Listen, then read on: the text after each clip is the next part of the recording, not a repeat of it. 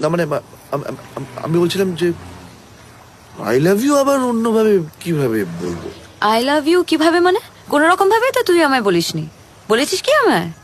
না বলে আমি জানবোটা কি করে? এক্সপ্লেন। হ্যাঁ, তাহলে শোন। বল। একটু ওদিকে তাকা না। বল।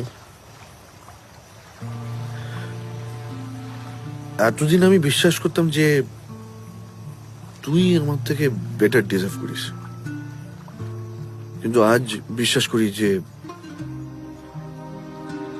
আমার থেকে তোর বেটার হাফ আর কেউ হতে পারবে না।